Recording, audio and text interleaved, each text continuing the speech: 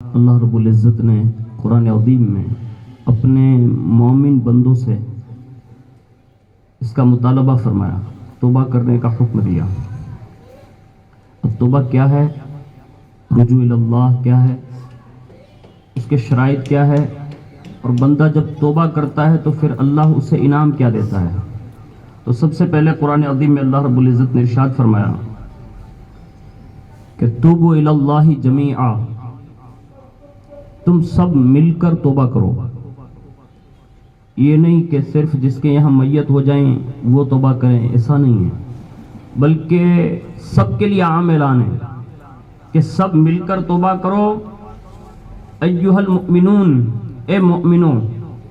اب جب تمام مومنوں کو یہ حکم ہے کہ وہ ساتھ مل کر توبہ کریں تو اللہ رب العزت نے پھر اس توبہ کا انعام یہ عطا فرمایا، لعلکم تفلحون، تاکہ اللہ تعالیٰ تمہیں کامیابی عطا فرمائے۔ اور توبہ یہ وہ اولین فرض ہے کہ جس میں اخص الخاص، خاص اور عام یہ سب شامل ہیں۔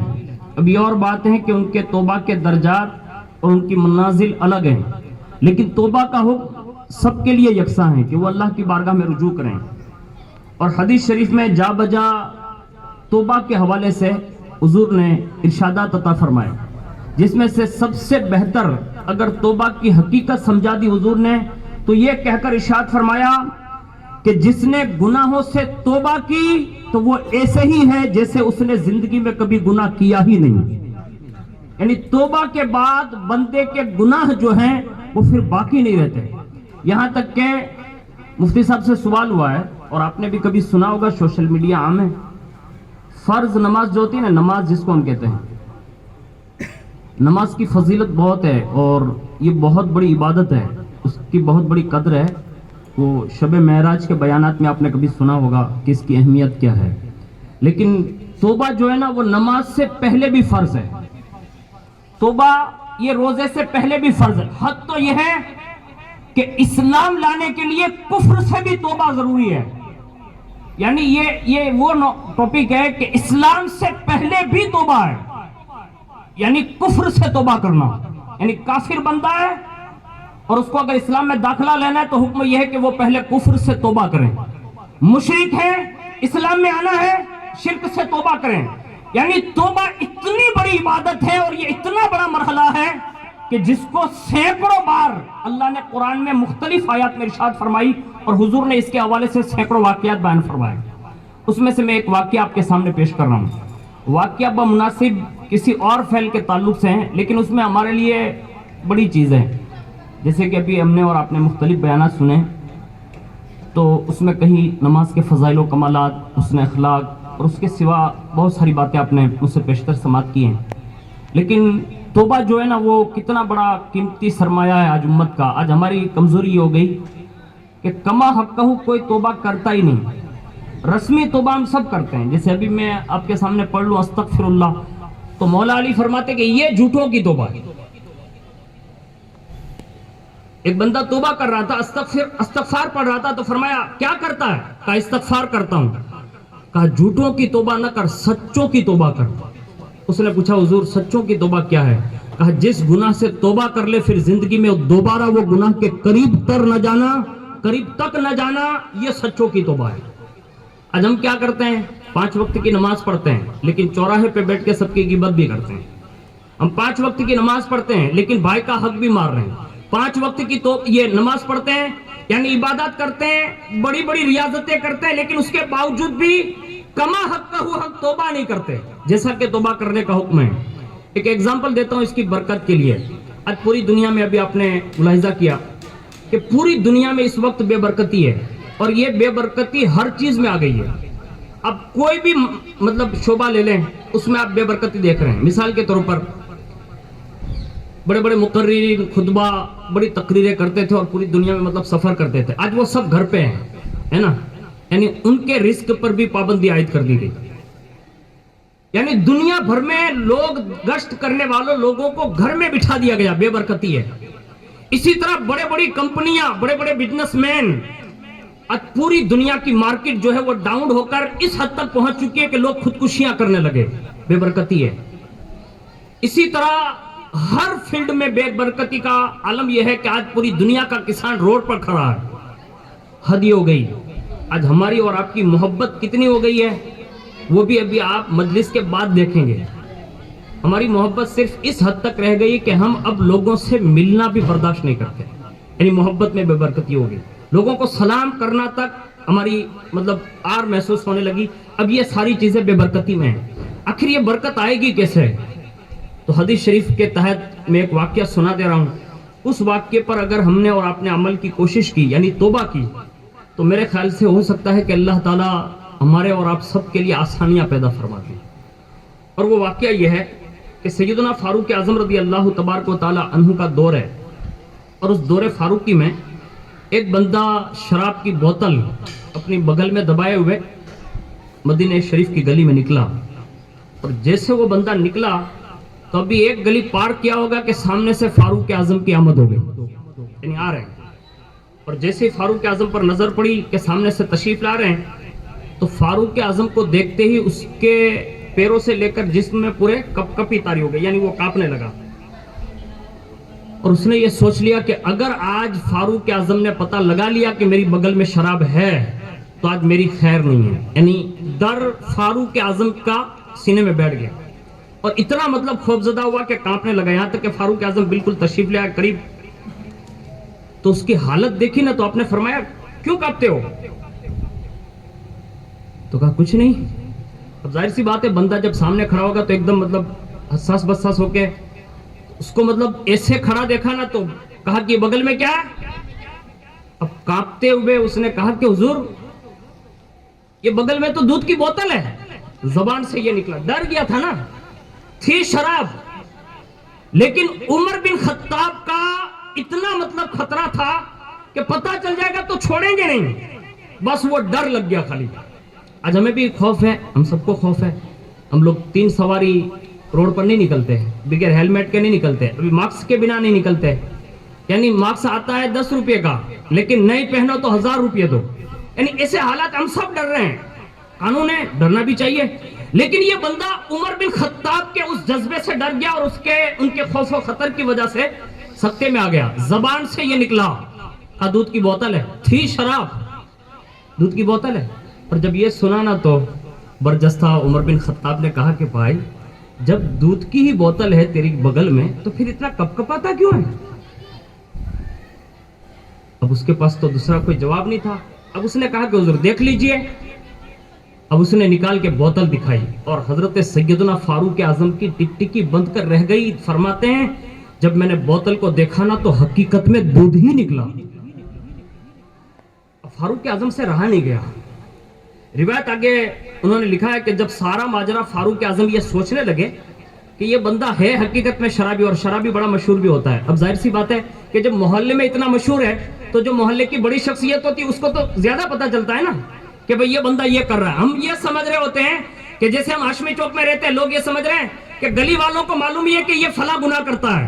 لوگ یہ سمجھتے ہیں حضور محسن ملت کو پتہ نہیں. میرے یار ہم گلی کوچوں میں نکل کر لوگوں کو معلوم کر لیتے کہ یہ کام کرتا ہے. ان کے یہاں جب بندہ ایک بار حاضری دیتا ہے نا وہ آنکھوں سے پتہ لگا لیتے ہیں کہ یہ بندہ یہ کر رہا ہے. اس لیے کہ ان کے پاس وہ روحانی پاور ہیں.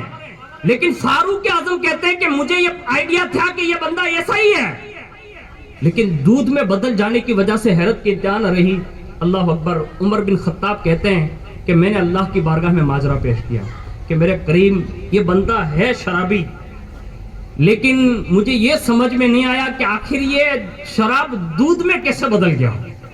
اب سنیں اصل مقصد. فاروق اعظم کی طرف الہام ہوا. کہا عمر جیسے اس نے تجھے دیکھا آتے ہوئے تو اس کے سینے میں صرف تیری ہیبت بیٹھی تھی. یعنی تجھ سے ڈر گیا تھا. ڈر تیرا تھا لیکن اس نے اسی وقت تیرے سامنے آ کر جب تو بالکل قریب ہو گیا تو اس نے مجھ سے ہاتھ بڑھا لیا اور صلح کرتے ہوئے کہا اللہ آج عمر سے تو بچا لے زندگی میں پھر کبھی تیری نافرمانی نہیں کروں گا. یعنی یہ شراب جو ہے نا وہ نہیں پیوں گا. بس عمر ایک لمحے کے لیے اس نے مجھ سے صلح کا ہاتھ کیا بڑھایا. میں نے اس کے ان جملوں پر جو دل سے نکلے تھے اور توبہ کا تعلق بھی دل سے. اللہ فرماتا ہے جب تک میں توبہ نہیں یہ توبہ کی توفیق نہیں دیتا اور دل جب تک تبدیل نہیں کرتا تب تک بندہ توبہ بھی نہیں کر سکتا. یہ حقیقت ایک اللہ کی توفیق سے ہے. کہا بس اس نے خوف تو تیرا تھا, ڈر تیرا تھا, لرز وہ تجھ سے گیا تھا, لیکن دوستی کا ہاتھ اس نے مجھ سے بڑھا لیا. یعنی اس نے تجھ سے یہ نہیں کہا کہ عمر یہ شرابیں پیتا ہوں معاف کر دو, یہ نہیں کہا. جرم اس کا تھا کہ وہ میری نافرمانی کر رہا تھا, ڈر گیا تجھ سے تھا, لیکن اس نے اس لمحے صلح مجھ سے کر لی اور کہا مولا آج بچا لے عمر سے, کبھی شراب نہیں پیوں گا. میری قدرت نے فیصلہ کر لیا.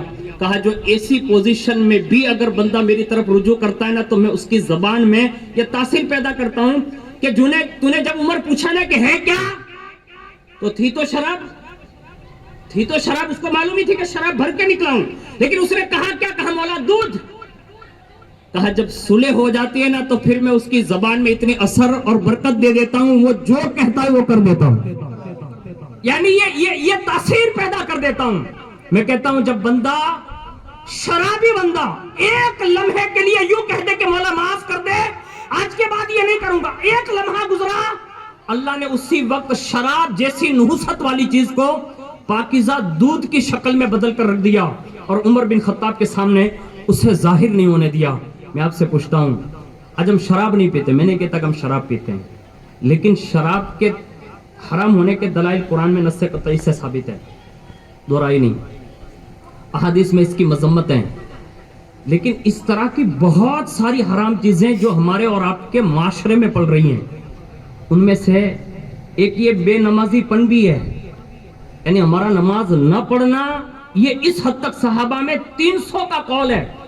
300 صحابہ فرماتے ہیں کہ جس نے نماز نہیں پڑھی تو اس نے کفر کیا. یہ اور بات ہے کہ ہمارے ائمہ نے اس کے بارے میں مطلب موقف بیان کیا الگ سے, لیکن صحابہ کے اقوال میں یہ ملتا ہے کہ 300 صحابہ کے قریب یہ کہتے ہیں کہ جو نماز نہیں پڑھتا اس نے کفر کیا, اور حدیث میں اس کی صراحت ہے. یعنی مومن اور کافر میں فرق بھی یہی ہے. آج ہمارے یہاں اندر سے یہ چیزیں بہت عام ہو گئی, اس لیے ہمیں چاہیے کہ بے نمازی پن سے توبہ کریں. ہماری زبان بڑی تیزی سے چل رہی ہے, فضول گفتگو کی عادت ہے. یاد رکھیں اگر جملہ اچھا ہونا تو وہ جنت تک لے جاتا ہے, جملہ اگر اچھا ہو تو جنت تک لے جاتا ہے. اگر وہ جملہ بیکار نکل گیا تو اینی ٹائم اسی وقت جہنم کا حقدار بھی بنا سکتا ہے. زبان میں فضول گوئی اور بے باکی. حضرت امام حسن بصری کہتے ہیں کہ میرے قریب میں ایک مجوسی مر رہا تھا, 70 سال کی عمر ہو گئی تھی. مجھے کسی نے بتایا تمہارا پڑوسی مر رہا ہے. میں نے سوچا جاؤ نا تعزیت کے لیے. جیسے وہ وہاں پہنچے نا تو کیا دیکھا کہ آخری لمحات ہے. فرمایا اے مجوسی دنیا سے اب تو جا رہا ہے, یعنی قریب ہے کہ تیری موت آ جائے گی, تو میرا پڑوسی ہے اس لیے میں تجھے ایک دعوت دینا آیا ہوں. کہا کیا؟ کہا تو کلمہ پڑھ لے صرف, یعنی کفر سے توبہ کر لے, کلمہ پڑھ لے اللہ بخش دے گا. 70 سال آگ کی پوجا کی ہے, اب تو صرف کلمہ پڑھ لے. یعنی کفر سے توبہ کروائی. اور جیسے یہ کہا نا تو اس نے کہا حسن تمہارے دل پر بڑے اعتراضات ہیں مجھے. کہا کر. اس نے سارے اعتراضات کیے, اپنے برجستہ جوابات دیے اور اسے تسلی بخش مطلب سکون بخش جواب دیے. اس کے بعد فرمایا اب کس چیز کا ڈر ہے, جلدی کر یہ کلمہ پڑھ لے. اس نے کہا حسن اگر کلمہ پڑھ لوں گا تو کیا تمہارا رب جنت دے دے گا, اس کی گارنٹی بھی ہے, یعنی بخش ہی دے گا.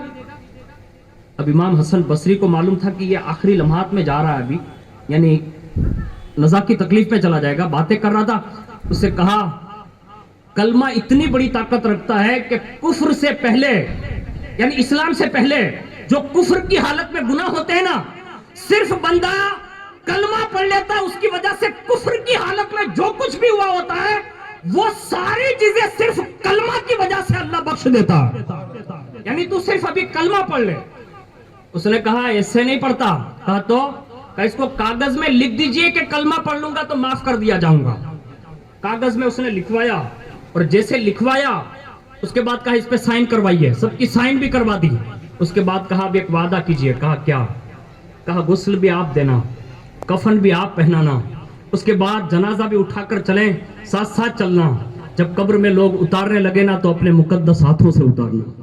یہ کہا, وصیت کی, اور اس کے بعد اس نے کہا کہ یہ سب منظور ہے. کہا ہاں. کہا کلمہ پڑھتا ہوں. کلمہ پڑھا, جیسے کلمہ پڑھا نا روح پرواز کر گئی, اور اس نے جو کاغذ لکھوایا تھا نا وہ حضرت امام حسن بصری نے کفن میں رکھوا دیا, اور جیسے دفن کر کے گھر آ گئے احساس ہوا کہ حسن تو نے بہت بڑا کام کر لیا ہے، یعنی اللہ کی بارگاہ میں تو نے یہ ضمانت لے لی اس کے کلمے پڑھنے کی وجہ سے بخشے جانے کی۔ جب رات میں سوئے نا تو خواب میں اسی مرنے والے کو دیکھا جس نے مرنے سے چند لمحے پہلے خالی کلمہ پڑھا تھا، کفر سے توبہ کی تھی۔ میں توبہ پر گفتگو، کفر سے توبہ کی تھی، بس اسی لمحے اس کی روح قبض ہوئی۔ امام حسن بصری فرماتے میں نے اسے جنت میں ٹہلتے دیکھا۔ ایک جملہ ہے نا، کلمہ کیا ہے؟ دو جملوں کا مجموعہ، یعنی کلمہ اول جس کو ہم کہتے ہیں کلمہ طیبہ، دو جملوں کا مجموعہ ہے، لا الہ الا اللہ محمد الرسول اللہ۔ کلمہ شہادت پڑھے تو چند جملے بنتے ہیں، یعنی چند مرکبات جو ہیں وہ مل جائے تو کلمہ شہادت بنتا۔ اس نے صرف یہ گواہی دی، ایک جملہ ادا کیا، اور اسی ایک جملے پر اللہ نے اپنی قدرت کا کمال یہ دیکھا کہ امام حسن بصری نے دیکھا کہ وہ جنت میں ہے۔ پوچھا بھائی کیا حال ہے؟ اس نے اپنے حالات احوال بیان کیے، کہا جو آپ دیکھ رہے ہیں، اور اس کے بعد اس نے جنتی اپنے جیب میں سے وہ پرزہ نکالا جو امام حسن بصری نے سرٹیفکیٹ دیا تھا ضمانت لکھ کر، کہا حسن اسے لے لیجئے۔ کہا کیوں؟ کہا جس کو رب کی بارگاہ کی پناہ مل جاتی ہے نا پھر اسے کسی پرزے کی حاجت نہیں ہوتی۔